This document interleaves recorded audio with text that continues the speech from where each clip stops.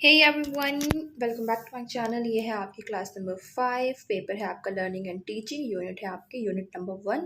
BEd first year का content है। जो भी बच्चे हरियाणा से कर रहे हैं उनके में आपको एग्जैक्ट मिल जाएगा, और जो बच्चे दूसरी यूनिवर्सिटीज से कर रहे हैं तो भी उनको उनका जो टॉपिक है सेम आप अपने आंसर में भी लिख सकते हो, क्योंकि क्वेश्चन कोई भी हो, चीज़ तो सेम ही होती है। यूनिवर्सिटी कोई भी हो, आपका कंटेंट सेम होता है, राइट। और दूसरी बात ये कि अगर आप हिंदी मीडियम से हैं या फिर इंग्लिश मीडियम से हैं, कोई प्रॉब्लम नहीं है, क्योंकि मेन जो मोटिव होता है क्लास लेने का वो होता है कि आपको कंसेप्ट क्लियर होने चाहिए, आपके माइंड में चीज़ें फिक्स हो जानी चाहिए। क्योंकि पेपर में तो आपको खुद ही लिखना होता है, राइट, चाहे हिंदी वाले बच्चे हैं या फिर इंग्लिश वाले बच्चे हैं। तो ये है आपकी बुक जो है ये लिखी हुई है एस सी ओबेरॉय की, उन्हीं का ये कंटेंट है। और अगर किसी का कंटेंट यूज़ कर रहे हैं तो क्रेडिट देना ज़रूरी है। तो स्टार्ट करते हैं आज की क्लास को। ये यूनिट नंबर 1 है, तो आपको पता ही होगा कि एक लॉन्ग क्वेश्चन आता है हर एक यूनिट से। मेनली 2 आते हैं, आपको कोई एक करना होता है और एक शॉर्ट नोट आता है आपका, वो कंपलसरी होता है। अब थ्योरीज ऑफ टीचिंग कई बार आ चुका है। थ्योरीज ऑफ टीचिंग स्पेसिफिक नहीं आता है, तो आपका कहीं ना कहीं आ जाता है नॉर्मेटिव थ्योरी बताओ 4 मार्क्स में, या फिर आपका आ जाता है फॉर्मल थ्योरीज बताओ। लेकिन हाँ, एक होल क्वेश्चन आप प्रिपेयर करके चलोगे तो सही रहेगा आपके लिए, राइट। अब क्वेश्चन क्या आता है, थ्योरीज क्या होती है, थ्योरीज ऑफ टीचिंग क्या है, आपको वो बताना है। फॉर्मल थ्योरी आती है, इसमें डिस्क्रिप्टिव थ्योरी आती है, नॉर्मेटिव थ्योरी आती है, ये चीज़ें हैं। स्टार्ट करते हैं आंसर को। तो सबसे पहले आपके माइंड में ये होना चाहिए कि आप जब आंसर प्रिपेयर कर रहे हो, you have to very focused कि आपको स्टार्ट कैसे करना है। थ्योरी, क्योंकि पूछा है यहाँ पर थ्योरीज के बारे में, राइट, टीचिंग की जो थ्योरीज है उसके बारे में। तो सबसे पहले आप थ्योरी के बारे में बताओगे कि आखिर थ्योरी होती क्या है, थ्योरी का मतलब क्या होता है। तो थ्योरी क्या है, कोई एक गेस नहीं होता है। अगर मैं आपको नॉर्मल समझाने की बात करूँ तो कोई गेस करना थ्योरी नहीं है, या फिर रैंडम थॉट जो आते हैं, आपने अचानक से कुछ सोचा, वो भी कोई थ्योरी नहीं है। थ्योरी क्या होती है, आप केयरफुल तरीके से बहुत ज़्यादा टाइम लेकर किसी चीज़ को ऑब्जर्व करते हो, एक्सपेरिमेंट करते हो, और आपके पास कुछ एविडेंसेस हैं और उसके बिहाफ पे आप एक थ्योरी को क्रिएट करते हो। तो थ्योरी क्या है, थ्योरी एक आइडिया की तरह है। This is like an idea, जो और में भी हो सकते एक एक्सप्लेनेशन हो। जैसे कि साइंटिस्ट के पास कुछ एक्सप्लेनेशन होते हैं कि किस चीज़ को किस तरीके से वर्क करती है, या फिर कोई भी चीज़ है वो इस वर्ल्ड में किस तरीके से वर्क करती है। तो हर एक चीज़ जो है वो थ्योरी है। थ्योरी क्या है, एक एब्स्ट्रैक्ट है। एब्स्ट्रैक्ट मतलब जो चीज़ आप देख नहीं सकते हो। एब्स्ट्रैक्ट चीज़ें होती है जो आप देख नहीं सकते हो, जो चीज़ें आपके माइंड में है, कॉन्सेप्ट है वो। और जनरलाइजिंग थिंकिंग, ठीक है, ये आपको क्लियर हो गया कि एब्स्ट्रैक्ट है या फिर एक थिंकिंग है जो आपके माइंड में होती है, और the result of such thinking, या फिर आपने ऐसी कुछ चीज़ें सोची उसका रिजल्ट है। The word had its roots in ancient Greek. Greek में इसकी जो रूट्स हैं, और मॉडर्न टाइम पे भी इसको अलग अलग तरीके से अलग अलग मीनिंग के साथ यूज़ किया जाता है। ये चीज़ आपको क्लियर हो गई। थ्योरी क्या है, थ्योरी एक हाइपोथेसिस नहीं है। हाइपोथेसिस क्या होता है, आप जब रिसर्च करते हो तो आप कुछ हाइपोथेसिस बनाते हो, मतलब कि अभी आपको कंफर्म नहीं है कि ये चीज़ें प्रूफ होंगी या नहीं होंगी, लेकिन फिर भी आप कुछ हाइपोथेसिस बनाते हो, कुछ गेस करते हो कि इस प्रॉब्लम का सॉल्यूशन ये निकलेगा। वो आपकी हाइपोथेसिस है, लेकिन वो हाइपोथेसिस बाद में जाकर टेस्ट करी जाती है कि आपका जो हाइपोथेसिस था वो करेक्ट है या नहीं है, ठीक है। तो थ्योरी क्या है, थ्योरी हाइपोथेसिस नहीं है। क्यों, क्योंकि हाइपोथेसिस हम एक गैस लगाते हैं, थोड़ा सोच समझकर, गैस नहीं बोल सकते, एक सोच समझकर अपनी सारी कैलकुलेशन करके हम एक थ्योरी आगे पास करते हैं, एक हाइपोथेसिस देते हैं जो कि करेक्ट और इनकरेक्ट दोनों हो सकती है। थ्योरी क्या है, ये एक्सप्लेनेशन प्रोवाइड करती है फ्रेमवर्क के लिए। एक्सप्लेनेटरी फ्रेमवर्क है किसके लिए, ऑब्जर्वेशन करती है। इसमें कुछ अजम्पशंस होते हैं, कुछ एक्सप्लेनेशन फॉलो अप होते हैं, और पॉसिबल हाइपोथेसिस यहाँ पे निकाली जाती हैं जो क्या होंगी, सपोर्ट देती हैं, और इसी को हम कहते हैं थ्योरी। नेक्स्ट थ्योरी क्या है, theory can be a body of knowledge. ये किसी भी नॉलेज को हम बोल सकते हैं थ्योरी है, विच मे और may not be social with particular explanatory models. कि थ्योरी क्या है, किसी भी नॉलेज की एक बॉडी है, और ज़रूरी नहीं है कि वो हर एक सोशल जो एक्सप्लेनेटरी मॉडल है उसको फॉलो अप करे। इन मॉडर्न साइंस थ्योरी का मतलब क्या होता है, साइंटिफिक थ्योरीज, ठीक है, well confirm type of explanation, जहाँ पर आपको चीज़ें प्रूव कर दी हैं, आपने आपने कुछ एविडेंसेस प्रोवाइड कर दिए हैं, आपका फर्स्ट हैंड एक्सपीरियंस रहा है, वो चीज़ें आपकी थ्योरी में आ जाती हैं। साइंटिफिक मेथड आपको अपने माइंड में रखना है अगर आप थ्योरी को एक्सप्लेन कर रहे हो तो। थ्योरी क्या है, एनालिटिकल टूल्स है। एनालिटिकल मतलब एनालाइज कर रहे हो आप किसी चीज़ को, for understanding, explaining and making prediction. आपके पास थ्योरीज हैं, उसी हिसाब से आप चीज़ों को समझ सकते हो, एक्सप्लेन कर सकते हो या फिर प्रिडिक्ट भी कर सकते हो about a given subject matter. Theory क्या है? Theory is constructed of a set of sentences which consist entirely of true statement about the subject matter under the consideration. ये चीज़ आपको ध्यान में नहीं रखनी है, सब फालतू की चीज़ें हैं। मेन 2-3 चीज़ें होती हैं जो आपको माइंड में रखनी है कि थ्योरी क्या है। थ्योरी कोई रैंडम थॉट या गैस नहीं है, ये बहुत ही केयरफुल तरीके से a lot of observation and experiment के बाद हम बनाते हैं। और ये क्या है? साइंटिफिक इन नेचर है, साइंटिफिक तरीके से ये वर्क करती है। कोई भी चीज़ें कोई हाइपोथेसिस है वो थ्योरी नहीं है, क्योंकि हाइपोथेसिस बाद में जाके टेस्ट करी जाती है, लेकिन थ्योरी क्या है? सब कुछ करने के बाद टेस्ट करके, एक्सपेरिमेंट करके, एविडेंस लेके एक थ्योरी प्रोवाइड करी जाती है। अब theories of teaching. Theories of teaching क्या? अभी तक हमने बात करी थ्योरी क्या थी, अब हम बात करें थ्योरीज ऑफ टीचिंग। ठीक है, स्टार्ट करते हैं। इन जनरल अगर हम बात करें टीचिंग थ्योरी क्या है, आंसर 3 क्वेश्चंस। ये जो जितनी भी थ्योरी होती है टीचिंग की, वो 3 क्वेश्चन आपको आंसर करेंगे।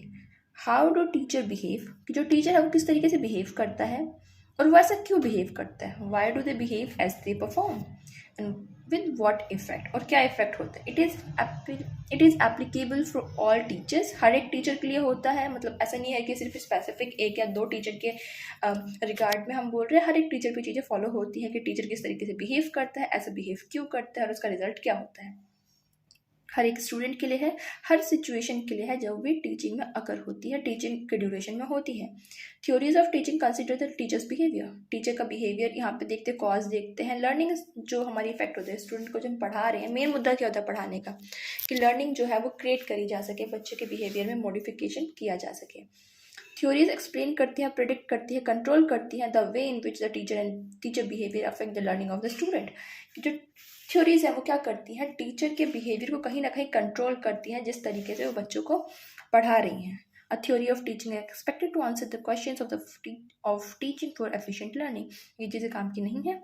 Now, आखिर एक थ्योरी की ज़रूरत क्या है। हमने बात तो कर ली थ्योरी है, लेकिन एक थ्योरी की क्या ज़रूरत है। जैसे आप बीएड कर रहे हो तो आप सोचोगे कि इसकी ज़रूरत क्या है, इसकी बहुत सारी नीड है। अब इसमें हम देखते हैं teaching theory is needed for the reasons. आपके बहुत से रीजंस हो सकते हैं। अब थ्योरी यूज़ करने से क्या होगा, टीचिंग ऑब्जेक्टिव्स बहुत ही ईजिली अचीव हो जाते हैं। क्यों?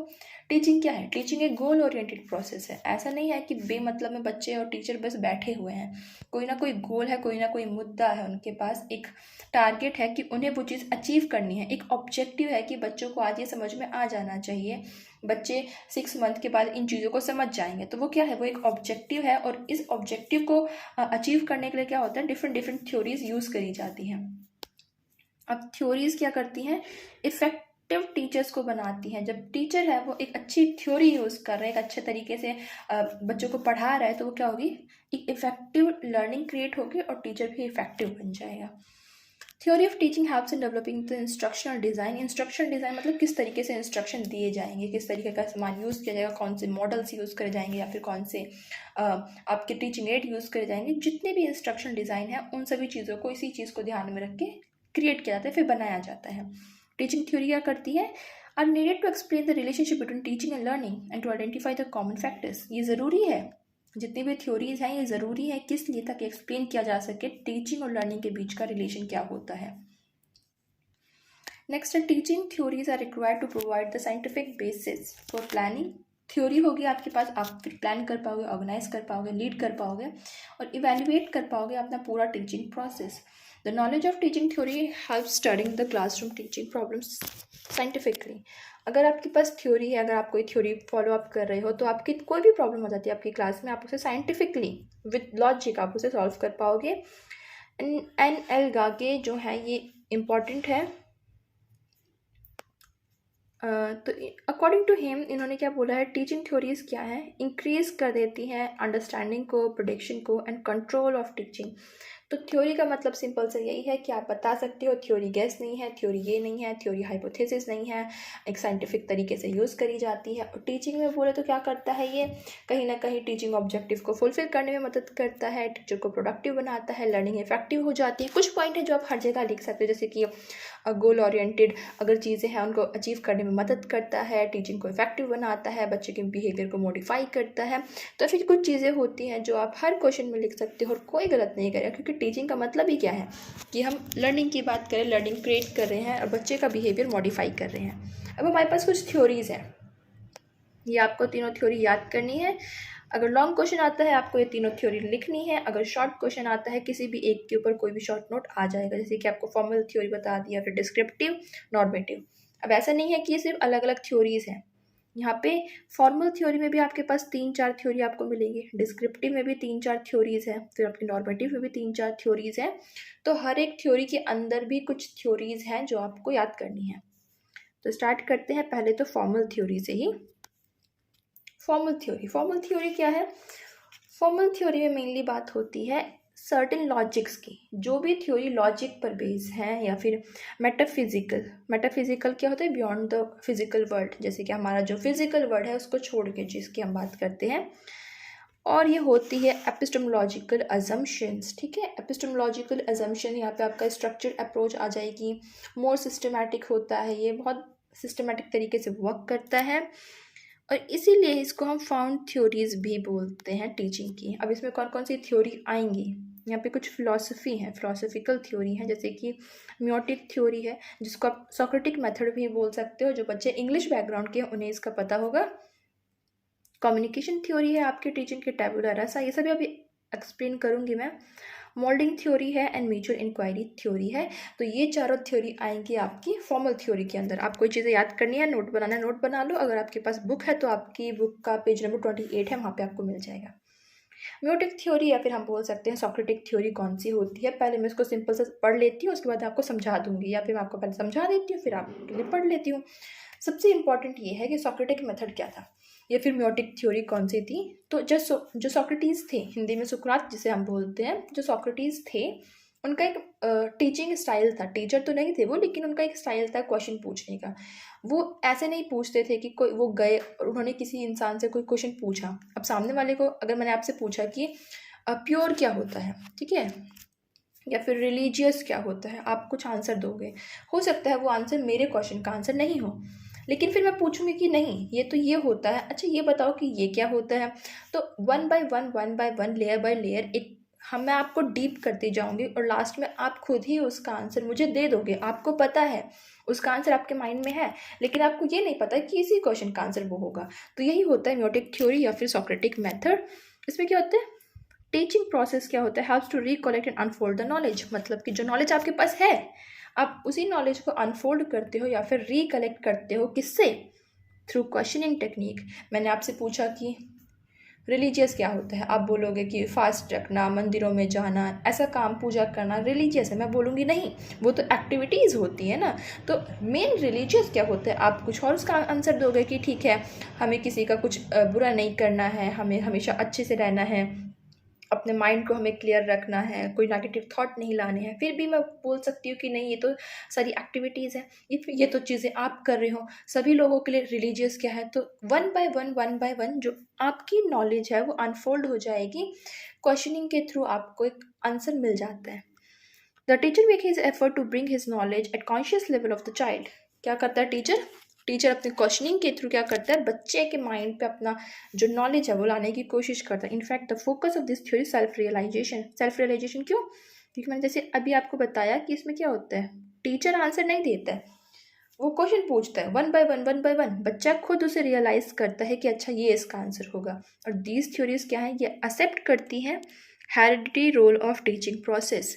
कि हेरिडिटी मतलब जो चीज़ें बच्चे के अंदर हैं पहले से हैं, आप क्या कर रहे हो? सिर्फ फैसिलिटेट कर रहे हो। अब नेक्स्ट थ्योरी आपकी कम्युनिकेशन थ्योरी है। पहले ही थ्योरी चल रही है, फॉर्मल थ्योरीज के अंदर के जो सब पार्ट है वही चल रहे हैं।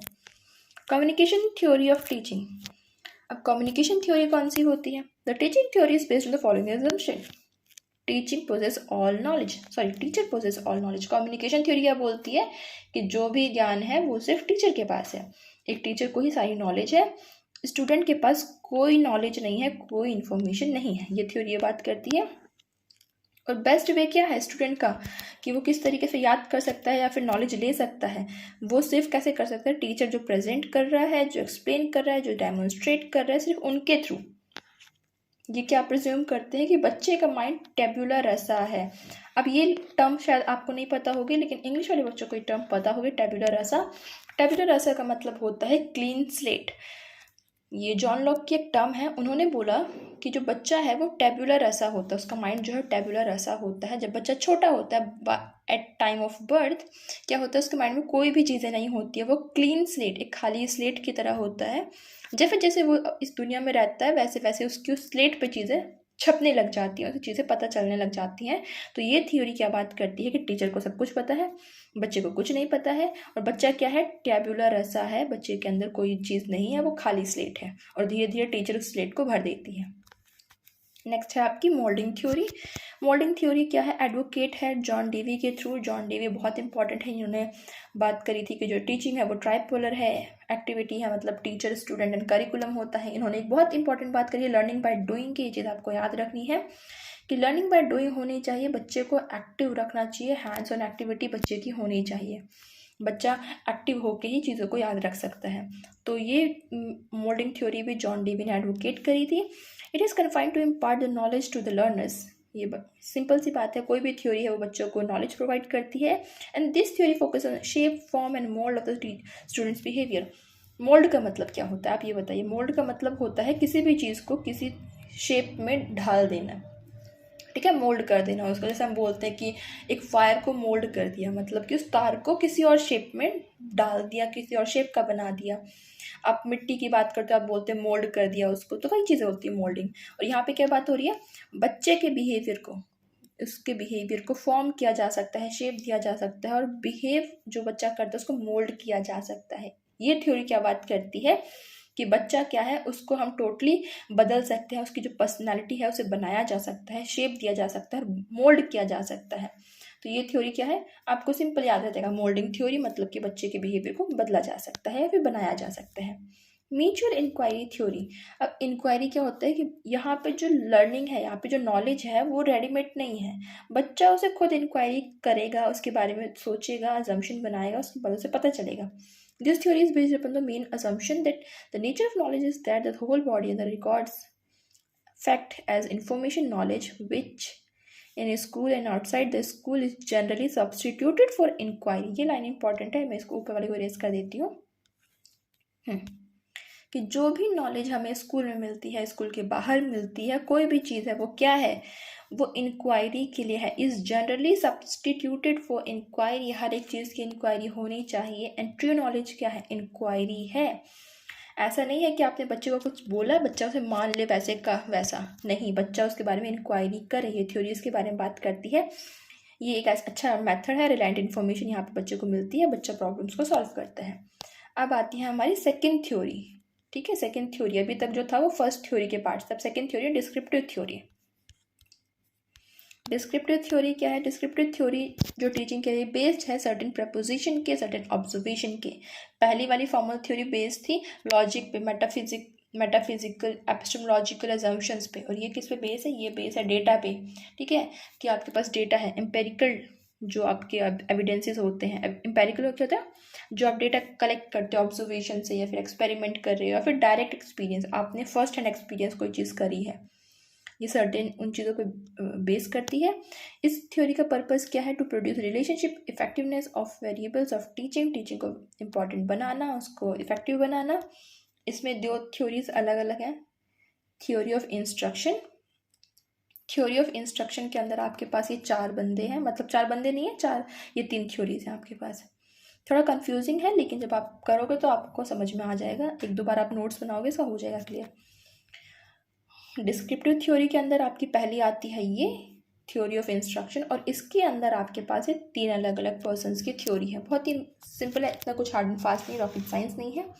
सबसे पहले गैगनी की हायरार्किकल थ्योरी है इंस्ट्रक्शन की। इसमें क्या है, इन्होंने कुछ 4 या 5 चीज़ें बताई, जैसे कि सबसे पहले सिग्नल लर्निंग होती है, ठीक है। बच्चे को कोई सिग्नल दिया जाता है, बच्चा कोई सिग्नल लेता है जब बच्चा छोटा होता है। फिर स्टिमुलस रिस्पॉन्स होता है, बच्चे ने कोई काम किया, आपने फिर थपथपा दिया, या फिर आपने उसे मारा। पॉजिटिव और नेगेटिव दोनों रिस्पॉन्सेज हो सकते हैं। उसने कुछ अच्छा किया, आपने उसे चॉकलेट दे दी। तो ये क्या है, एक स्टिमुलस रिस्पॉन्स यहाँ पे क्रिएट हो रहा है, कुछ काम हुआ, उसका रिस्पॉन्स बच्चे को मिल गया। उसके बाद चेनिंग आती है कि वन बाय वन बच्चा एक स्टेप से दूसरे स्टेप को आपस में चेन करता है, चेनिंग करता है। मतलब कि फॉर एग्जाम्पल जैसे बच्चा डांस सीख रहा है, ऐसा नहीं कि बच्चे ने एक ही दिन में सारे डांस मूव सीख लिए, नहीं। बच्चा आज एक मूव सीखेगा, कल दूसरा सीखेगा, कल तीसरा सीखेगा। इस तरीके से क्या होगा, वन बाय वन उन चीज़ों को वो ऐड करता रहेगा। ऐसा नहीं है कि परसों गया और आज परसों वो पहले दिन के स्टेप्स भूल गया, नहीं। वो उसमें ऐड करता रहेगा, फर्स्ट स्टेप में सेकंड स्टेप ऐड करेगा, फिर थर्ड स्टेप ऐड करेगा, ऐड करता चला जाएगा। फिर आता है वर्बल एसोसिएशन, मतलब कि जैसे पहले बच्चा कार बोलना सीखता है, राइट। पहले बच्चा कार बोलना सीखेगा, ब्लू बोलना सीखेगा, अलग अलग चीज़ें सीखेगा। और थोड़ा सा जब बच्चा बड़ा हो जाएगा वो क्या सीखेगा, वो दोनों चीज़ों को वर्बल एसोसिएशन करेगा, दोनों चीज़ों को जोड़ देगा। जैसे कि कार और ब्लू दोनों को जोड़ देगा, वो बोलेगा अ बिग ब्लू कार। ठीक है, अभी तक बच्चा सिर्फ अलग अलग वर्ड्स बोल रहा था, अब बच्चा साथ में बोलेगा। मल्टीपल डिस्क्रिमिनेशन हो सकता है, अभी तक बच्चे के लिए सारी जितनी भी चिड़िया थी वो बर्ड थी, लेकिन अब बच्चा जब बड़ा होगा वो क्या सीखेगा, नहीं इसमें से कुछ स्पैरो है, कुछ पैरेट्स हैं, कुछ और हैं, कुछ कोयल्स हैं। तो वो क्या है, डिस्क्रिमिनेशन बच्चे के अंदर यहाँ पे आ जाएगा। फिर बच्चा कंसेप्ट याद कर लेगा, रूल्स याद कर लेगा, और प्रॉब्लम सॉल्विंग की उसके अंदर एबिलिटी आ जाएगी। यहाँ पे गैगनी की चीज़ खत्म होती है। फिर है आपकी एटकिंसन के डिसीजन थ्योरी। इसमें इन्होंने बात करी है मॉडल्स ऑफ लर्निंग प्रोसेस की। उसके बाद इन्होंने बात करी है इंस्ट्रक्शनल की, कि कुछ स्पेसिफिक इंस्ट्रक्शन एक्शन होते हैं इस कोई भी टीचिंग थ्योरी होती है।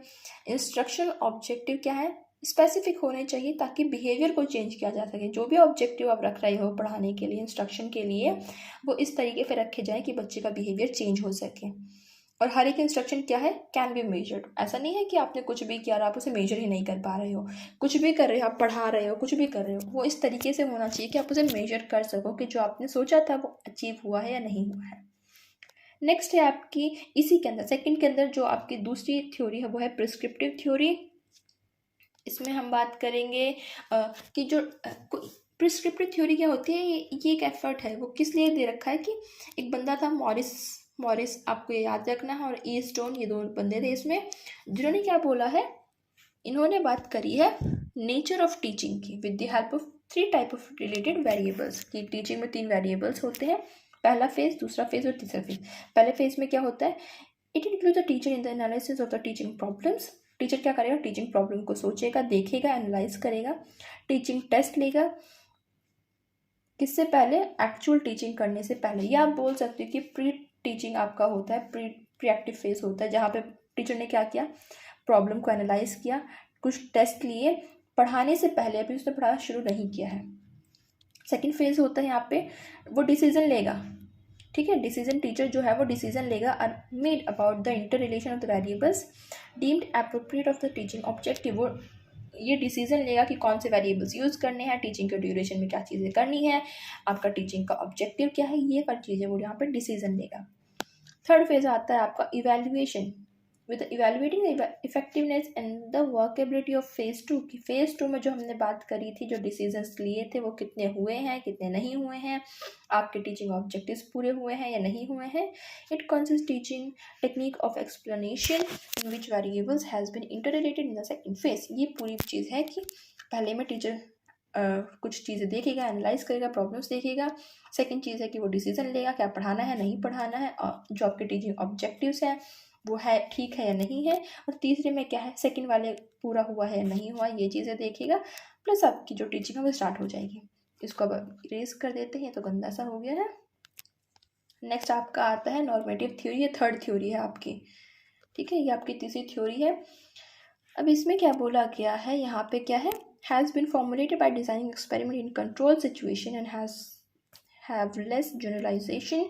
तो इसमें क्या है, कंट्रोल इन्वॉल्वमेंट होता है। कंट्रोल जैसे कि क्लासरूम है, आपके बच्चे यहाँ पे कंट्रोल में रहते हैं। कंट्रोल जहाँ पे कोई भी वेरिएबल, मतलब कि टीचर है, बुक्स है, कुछ भी है, स्टूडेंट है, किसी भी चीज़ को कंट्रोल में रखा गया है, राइट। अब इसमें भी अलग अलग आपकी थ्योरीज आती हैं, जैसे कि कॉग्निटिव थ्योरी है, ठीक है। उसके बाद आपकी थ्योरी है थ्योरी ऑफ टीचर बिहेवियर, और साइकोलॉजिकल थ्योरी है, उसके बाद जनरल थ्योरी है। अब ये सारी थ्योरीज़ हैं, इन सब थ्योरीज़ में आपको क्या समझना है। पहली जो थ्योरी है आपकी कॉग्निटिव थ्योरी, इसमें क्या बोलता है कि टीचर की क्या है टाइप ऑफ टीचर एक्टिविटी, कि टीचर कैसी एक्टिविटीज़ करते हैं, या फिर टाइप ऑफ एजुकेशन ऑब्जेक्टिव्स क्या है, कौन से ऑब्जेक्टिव को आप ध्यान में रख रहे हो, आप क्या अचीव करना चाहते हो। आप बच्चे का माइंड डेवलप करना चाहते हो, आप बच्चे के हैंड्स को डेवलप कर रहे हो, या फिर आप बच्चे का जो इमोशनल फैक्टर है आप उसे डेवलप करना चाहते हो, क्या डेवलप करना चाहते हो। यहाँ पे वो चीज़ें डिसाइड करी जाती हैं। टाइप्स ऑफ लर्निंग थ्योरीज, कि आप कौन सी लर्निंग थ्योरी यूज़ कर रहे हो, राइट, कि रीइंफोर्समेंट दे रहे हो या फिर इनसाइट लर्निंग थ्योरी है। ये सारी चीज़ें आप आगे पढ़ोगे, कोई डरने वाली बात नहीं है। जैसे रीइंफोर्समेंट है, आप बच्चा कुछ कर रहा है, आप उसे रीइंफोर्स कर रहे हो, कुछ दे रहे हो। इनसाइट लर्निंग, सडनली से बच्चे के माइंड में एक चीज़ आती है कि अच्छा इसका आंसर ये हो सकता है। तो अलग अलग थ्योरीज हैं, तो हर एक चीज़ यहाँ पे डिसाइड करी जाती है कॉग्निटिव थ्योरी के अंदर। उसके बाद बात आती है टीचर का बिहेवियर, ये भी एक थ्योरी है, थ्योरी ऑफ टीचर बिहेवियर। इसमें क्या होता है, teachers behaviour is social in nature. ये क्या बोल रहा है कि जो टीचर का बिहेवियर है, जो क्लासरूम में होता है या फिर ग्रुप्स में होता है, वो क्या है, वो वर्बल और नॉन वर्बल इंटरेक्शन है। टीचर आके वर्बल नॉन वर्बल दोनों इंटरेक्शन करता है, और ये इंटरेक्शन क्या है, स्टूडेंट और टीचर के बीच में होता है। टीचर और स्टूडेंट क्या है, दोनों ही आपस में इनिशिएट करते हैं, रिस्पॉन्स करते हैं, एक दूसरे को इन्फ्लुएंस करते हैं। इसीलिए क्या है, ये एक सोशल बिहेवियर है, सोशल एक्टिविटी है। टीचर का बिहेवियर क्या है, टीचर्स बिहेवियर इज रिलेटिव। यहाँ पे ये आईडी नहीं है, ये एक सेकेंड, ये आईडी नहीं है, ये इज है, ठीक है, इसे करेक्ट कर लेना आप, ये इज है। तो teacher behaviour is relative. Relative क्यों, क्योंकि यहाँ पे टीचर क्या है, टीचर क्लासरूम एक्टिविटीज़ कर रहा है, किस चीज़ के बिहाफ पे, सोशल सिचुएशन के हिसाब से। टीचर की जो एक्टिविटी है वो क्या है, प्रोडक्ट है उसके सोशल कंडीशन का, जो चीज़ें उसने सीखी हैं। टीचर का जो भी चीज़ उसने अपनी लाइफ में सीखा है, उन सभी का रिजल्ट होता है टीचर का बिहेवियर। उसके बाद बात आती है साइकोलॉजिकल की, कि साइकोलॉजिकल थ्योरी ऑफ टीचिंग क्या है। साइकोलॉजिकल थ्योरी, यहाँ पे एक रिलेशनशिप होता है, किसके बीच में, बच्चे के बीच में और टीचर के बीच में। दोनों चीज़ें क्या, दोनों लोग क्या परफॉर्म कर रहे हैं, हो सकता है लर्निंग गोल्स के बारे में बात करें, आइडेंटिफिकेशन ऑफ एंट्री बिहेवियर है, सेलेक्टिंग द स्ट्रेटजी है। तो अपने अपने जो दोनों के एक्सपीरियंस है, दोनों के बीच में एक म्यूचुअल साइकोलॉजिकल यहाँ पे कॉन्ट्रैक्ट होता है टीचर और स्टूडेंट के बीच में। कॉन्ट्रैक्ट इन द सेंस दोनों आपस में बातचीत करते रहते हैं। फिर आती है हमारी general theory. General theory is very simple. General theory क्या है, ये SCT क्लार्क ने दी है, और ये टीचिंग प्रोसेस में इम्पॉर्टेंट है। क्या करती है, बिहेवियर में चेंज लाती है, बच्चे के जो बच्चे का बिहेवियर है, जिस तरीके से वो बर्ताव करता है, उसमें परिवर्तन लाती है, चेंज लाती है। ऐसे बहुत सारी एक्टिविटीज़ होती हैं, बहुत सारे डिफरेंट डिफरेंट लेवल्स होते हैं, कुछ यहाँ पे ऑब्जेक्टिव रखे जाते हैं, और इन सभी को जब हम इकट्ठा कर देते हैं तो हमारे कुछ जनरल ऑब्जेक्टिव बन जाते हैं, जनरल थ्योरी बन जाती है। तो यहाँ पे आपकी क्लास ख़त्म होती है।